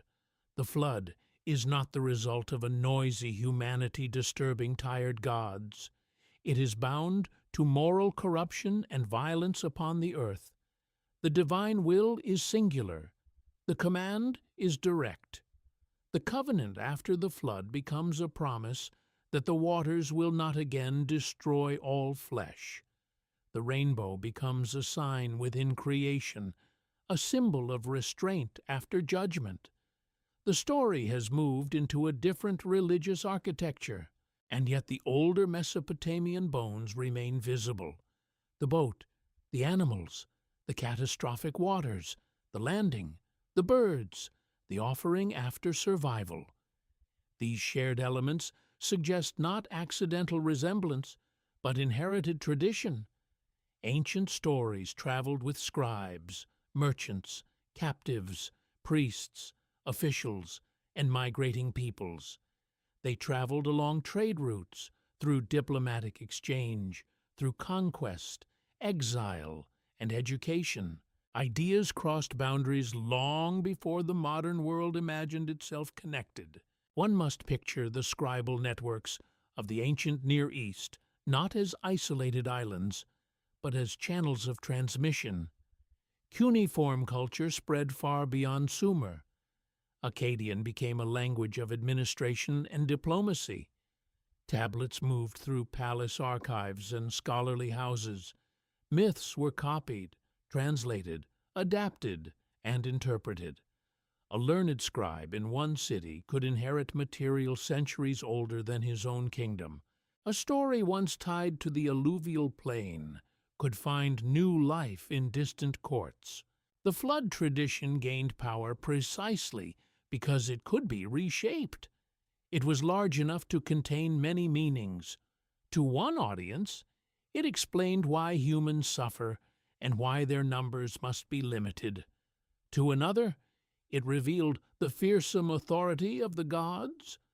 To another, it became a lesson in mortality. To another, a moral reckoning. To another, a covenant of survival. At its heart was a question that no civilization can escape. What happens when the world humans have built is judged, broken, or swept away? The Epic of Gilgamesh gives the tradition one of its most haunting settings. Gilgamesh, king of Uruk, has lost his companion Enkidu and is shattered by the knowledge that he too must die. He journeys beyond ordinary human limits to find Utnapishtim, the flood survivor who has received eternal life. Here the flood is no longer only about destruction. It becomes a key to the mystery of mortality. Utnapishtim tells Gilgamesh the ancient story, but the lesson is bitter. Survival through the flood did not open immortality to all mankind. It made one man exceptional, distant, unreachable. Gilgamesh hears the tale, but he cannot become what Utnapishtim became. This is a profound transformation. The flood becomes memory, held by the immortal witness. It becomes the story that stands between human kingship and the impossibility of escaping death. Gilgamesh returns not with eternal life, but with a deeper understanding of human limits. The walls of Uruk, the city he has built and ruled, become his legacy. Civilization is the answer available to mortals when immortality is denied. In the biblical version, the ark becomes the vessel of covenant history. Noah's survival is not a strange exception hidden at the edge of the world. It is the beginning of a renewed human family. The story is more morally focused, more universal in its theological claim, and more concerned with obedience to divine command, yet it still carries the deep memory of water as undoing and remaking. Creation itself seems to reverse, as the ordered world returns to watery chaos, then emerges again. This return to watery chaos reaches back into some of the oldest mythic instincts of the region. Water is beginning and ending. The world rises from it, depends on it, fears it, and may be swallowed by it. The flood is therefore not merely a punishment. It is a temporary uncreation. Boundaries dissolve. The dry land disappears. The living are gathered into a vessel like a seed inside darkness. When the waters recede, the earth is given again. Such a story could speak across cultures because it was both local and universal. Locally, it belonged to river plains, irrigation, flood deposits, and the remembered terror of Mesopotamian water. Universally, it spoke to the fragility of every human order. Every city fears its ending. Every people wonders whether catastrophe can be survived. Every generation inherits ruins and asks what must be preserved. The chain from Sumer to Scripture should not be imagined as a straight line drawn with modern certainty. Still, for the most part, secrets remain hidden. We do not possess every tablet. We cannot reconstruct every oral performance. We cannot map every moment of influence. Traditions do not travel like sealed jars carried from one shelf to another. They are sung, copied, argued over, forgotten, revived, translated, and transformed.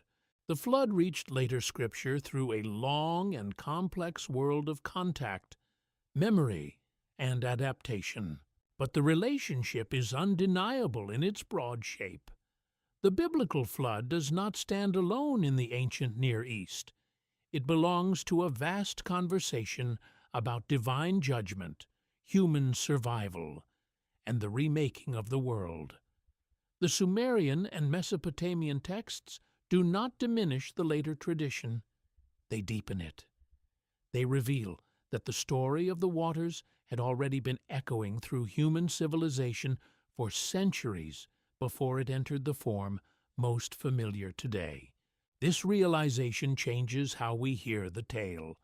Noah stands in a crowd of ancient survivors. Behind him are Utnapishtim, Atrahasis, Ziusudra, and perhaps older figures whose names are lost forever. Behind the ark are earlier boats. Behind the covenant are older sacrifices. Behind the rain clouds are the storm memories of cities built on floodplains. Behind the written scripture are clay tablets, schoolrooms, temple archives, and scribes pressing reeds into damp earth. The flood is not one voice. It is a chorus, and that chorus carries the grief and hope of the ancient world. It tells us that catastrophe can be remembered for thousands of years. It tells us that stories survive by changing. It tells us that humanity, faced with ruin, returns again and again to the same images warning: vessel, water, mountain, bird, offering, renewal. Only time will tell what future discoveries will be made, what broken tablet may yet rise from the dust, what missing line may sharpen the connection between the first scribes of Sumer and the sacred texts that still shape the imagination of the world. When the waters withdrew, the world did not simply return. That is one of the quiet truths hidden inside the ancient flood traditions. Catastrophe does not end when the storm passes. It continues in mud, hunger, memory, ruined walls, scattered kin, broken tools, drowned fields, and the terrible work of beginning again. The Sumerians understood this with a clarity born from life on the floodplain. A city was not a natural thing. It had to be made, fed, drained, defended, measured, and remembered. It depended on canals, fields, labor gangs, temple stores, herds, kilns, boats, scribes, priests, and rulers. Let water break that system, and survival becomes more than breathing. Survival becomes reconstruction. After the deluge, the question is not merely who lived, the question is what could be rebuilt. In the old traditions, kingship descends again. That phrase carries immense weight. It means that political and sacred order are restored from above, not simply improvised by frightened survivors. The flood may have erased cities, but it did not erase the divine pattern of rule. Authority returns to the earth like light, breaking through storm cloud. A city receives kingship, and human time begins again under the shadow of heaven. Kish becomes especially important in this imagination. In the tradition of the king list, after the flood had swept over, kingship descended to Kish. That single statement turns a city into a symbol of renewal. Kish is not only a place where rulers held power, it becomes the first throne of the restored world, the first great stage upon which post-flood kingship stands before gods and mortals. This is how ancient people made sense of political beginnings. They did not see a king simply as a man who took command because others were weak. They imagined kingship as a sacred force, a heavenly institution that moved from one city to another. It could depart, it could return, it could survive destruction. To rule after the flood was to inherit the burden of remaking order in a world that had already ended once. The kings who came after the waters do not dwell in the same vast, impossible time as the primeval rulers. Their reigns, though still sometimes long and legendary, begin to approach the recognizable scale of human dynasties. Mythic time narrows. The world becomes heavier, more historical, more crowded with names that begin to connect with archaeological horizons. City walls, royal tombs, inscriptions, seals, weapons, and administrative tablets. The age of divine distance gives way to the age of contested human power, yet the sacred remains everywhere. A post-flood city could not live by walls alone. It needed its God. The temple had to stand again at the center. Offerings had to resume. Ritual calendars had to be restored. Priests had to purify sacred spaces, feed the divine household, recite hymns, and make sense of loss. A broken temple was not simply a damaged building. It was a wound in the relationship between heaven and earth. In the mud left by the waters, the rebuilding of a temple would have been one of the most powerful acts imaginable. Brick by brick, the city declared that the gods had not abandoned the world entirely. A foundation trench became a statement of hope. A new altar became a sign that communication with the divine realm could continue. A restored shrine told the living that the universe was still intelligible, still ordered, still worth serving. The fields also had to be reclaimed. Floodwater could leave rich silt, but it could also destroy crops, drown seed stores, scatter livestock, and alter boundaries. Farmers would have walked through a transformed landscape, trying to identify what remained. Where was the old canal? Where had the bank collapsed? Which field belonged to which family when the markers had vanished? Which soil could be planted? Which land had become marsh? Which dead lay beneath the mud? These were not small questions. Agriculture was memory written on land. Boundaries preserved agreements, inheritance, obligation, taxation, and identity. When water erased boundaries, it threatened the social order itself. The work of surveying and reassigning fields was therefore part of civilization's rebirth. The ruler, the temple, the scribe, and the farmer all had roles in turning watery ruin back into measured earth. Writing would have been essential in this restored world. The clay tablet, humble and powerful, helped stabilize life after disruption. It could record rations, labor assignments, offerings, field dimensions, debts, and deliveries. It could preserve the claims that water tried to erase. The scribe was not merely an accountant. He was a defender against oblivion. This gives the flood tradition a sharper meaning. If the waters symbolize the collapse of order, then writing symbolizes order's return. The world is measured again. Names are pressed into clay again. Grain is counted again. Workers are listed again. Kings are recorded again. The scribal hand becomes part of the recovery of creation.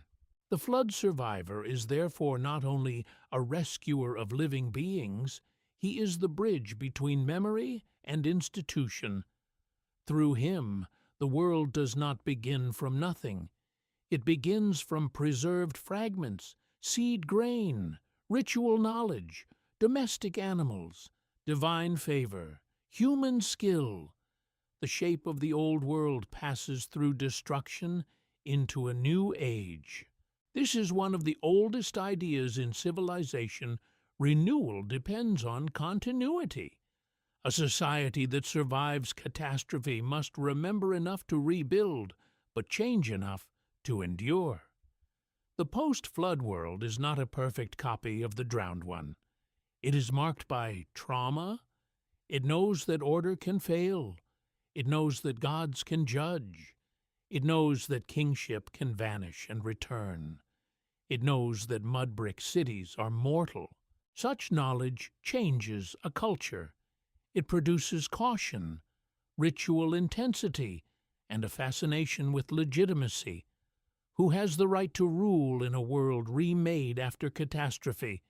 Which city receives divine favor? Which king stands in the line of restored order? Which temple holds the true connection to heaven? These questions pulse beneath Mesopotamian political thought. The Sumerian cities were never peacefully united for long. They competed, allied, fought, rose, declined, and boasted through their inscriptions.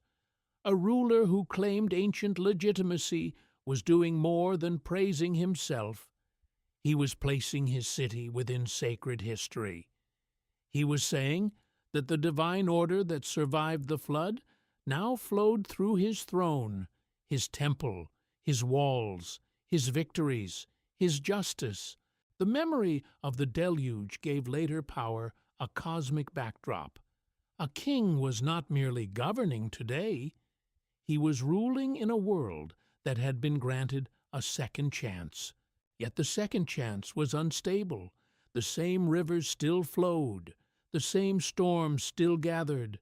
The same human noise rose from cities. The same tensions between labor and authority. Abundance and scarcity. Temple and palace. God and mortal remained unresolved. The flood had ended one age, but it hadn't removed danger from creation. It had only revealed how deep danger ran. This is why the story never becomes simple triumph. The waters withdraw, but mortality remains. Cities rise, but ruins wait inside them. Kingship descends, but kings die. Temples are rebuilt, but temples burn. Writing preserves memory, but tablets break. Human beings begin again, but they begin again under the knowledge that the world can be unmade. In that sense, the post-flood age is the human age. It is no longer the vast dreamtime of kings reigning for tens of thousands of years.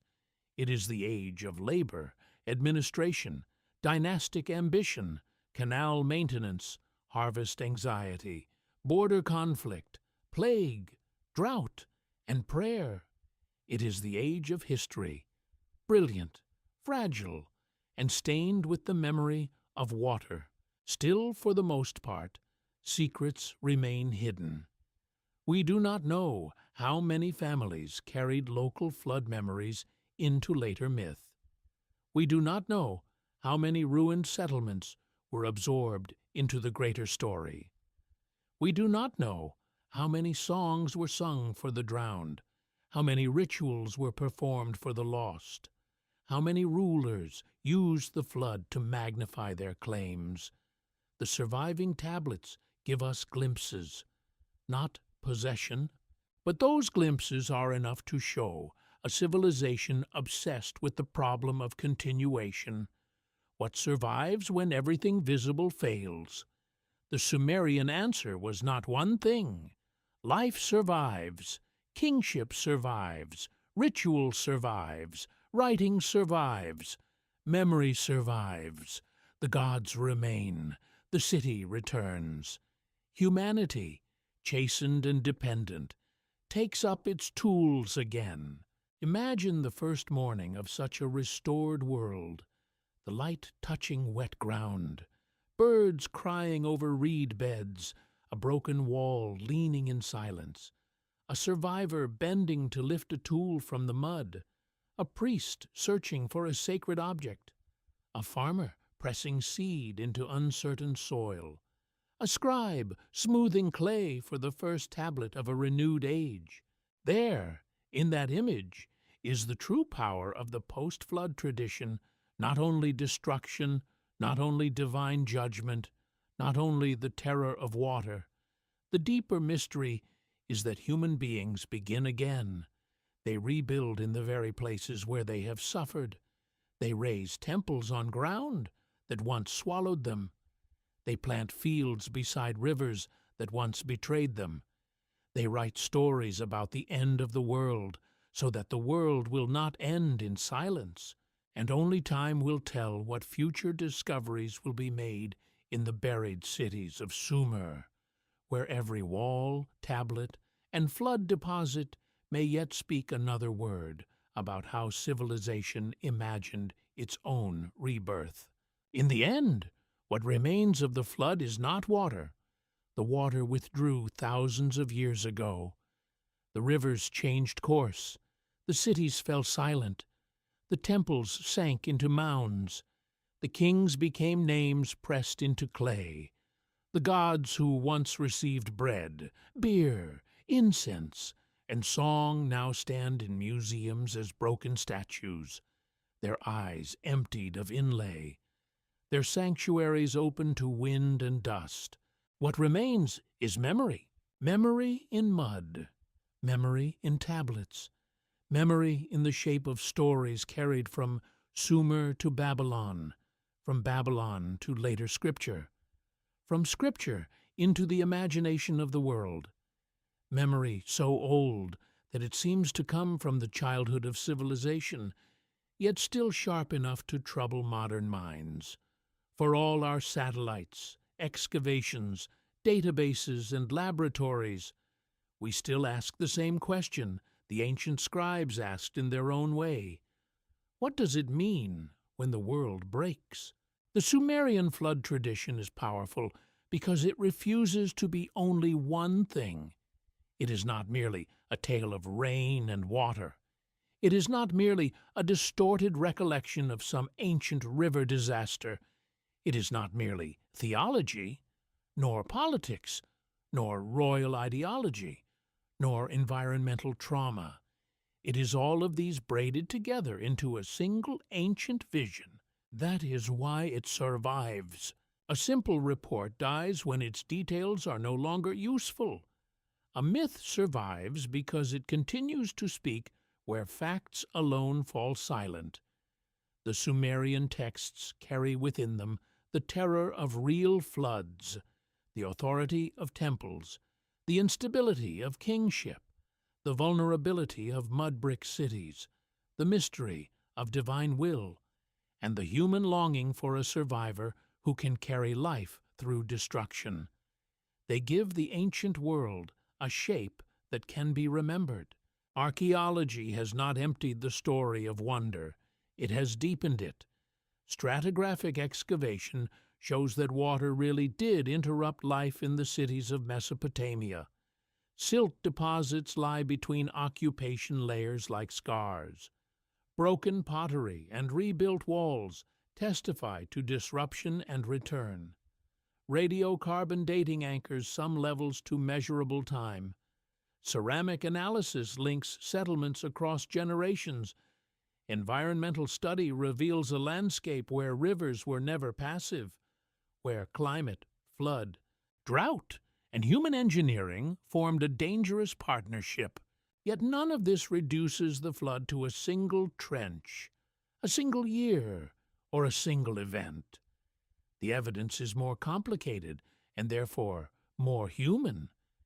There were many waters, many memories, many ruined houses, many stories told around many hearths. A local disaster could become a cosmic tale, because for those who endured it, the known world truly ended. A city drowned beneath river mud was, to its people, no small event. It was the collapse of order itself. The tablets preserve that collapse not as statistics, but as meaning. They ask what the gods intended. They ask why one person might be warned while many perish. They ask why kingship should vanish and return. They ask whether civilization is a divine gift, a human achievement, or a fragile bargain between earth and heaven. Modern people often approach ancient myths with impatience. We ask whether they are true or false, as if those are the only doors available. But the oldest texts ask us to slow down. They ask us to enter a world where truth has layers. A flood story can remember real water and still speak in sacred symbols. A king list can contain impossible reigns and still reveal how a society understood legitimacy. A myth can be historically unreliable in one sense and profoundly truthful in another. The Sumerians were not fools looking at rivers and inventing nonsense. They were our intellectual equals, living under different skies of explanation. They observed, organized, counted, engineered, worshipped, argued, feared, and remembered. They built cities where none had stood before. They created writing, not as decoration, but as one of the most powerful technologies of the human mind. They watched mud become brick, brick become temple, temple become ruin, ruin become tell, and tell become the puzzle of future ages. In their flood tradition, they placed one of the deepest anxieties of urban life. The city is magnificent, but it is not eternal. The wall is strong, but water finds cracks. The king is mighty, but kingship can depart. The temple is sacred, but the god may withdraw. The tablet is durable, but it can break. The field is measured, but the river can erase every boundary in a night. And still, the human response is not silence. The response is to write, that may be the greatest legacy of all. The Sumerians did not merely suffer the memory of catastrophe, they shaped it. They pressed it into clay. They gave it names, scenes, divine counsels, warnings, boats, sacrifices, and beginnings. They turn disaster into narrative, and narrative into inheritance. Because of that act, voices from the deep past can still speak into the present. When we read of Ziusudra, Atrahasis, Utnapishtim, or Noah, we are not simply reading about ancient men in ancient boats. We are reading humanity's meditation on continuity. What must be saved? Who deserves warning? Can the divine be both judge and preserver? Can a world that has ended be made meaningful again? Can memory itself become a vessel? Perhaps that is the hidden arc of the Sumerian tradition. Not wood, not pitch, not reeds bound against the storm. The true vessel is the story. It carries fragments of lost cities across the waters of time. It preserves the names of kings whose bones are dust. It bears the fear of farmers, the theology of priests, the calculations of scribes, and the grief of those who watch the rivers rise. It floats from tablet to tablet, language to language, culture to culture, until it reaches us. We live in our own age of rising waters, broken climates, failing certainties, and anxious cities. We too build on floodplains. We too trust walls, measurements, records, rulers, systems, and warnings. We too wonder what will survive us. The ancient Sumerian story does not give easy comfort. It does not promise that civilization cannot fall. It says the opposite. It says that even the first cities knew ruin. But it also says that ruin is not the final word. A tablet can be buried and found again. A city can vanish and still speak. A story can pass through fire, conquest, translation, and silence. A people can be gone for thousands of years and still shape the imagination of those born beneath a different sun. So we stand at the edge of the Mesopotamian plain in the mind, watching evening settle over reeds and ancient river channels. Somewhere beneath the soil are walls no eye has seen for millennia. Somewhere in museum storerooms, a fragment may still wait unread. Somewhere under a mound, a tablet may yet hold another line from the old catastrophe, another clue to what the Sumerians believed happened when the waters came. Still, for the most part, secrets remain hidden, answerless, adrift to ponder. We listen to the mud and the clay, to the rivers and the ruins, to the broken signs left by hands long dead, and only time will tell what future discoveries will be made. The flood remains because it is not only about the drowning of the past, it is about the fragile miracle that anything survives at all.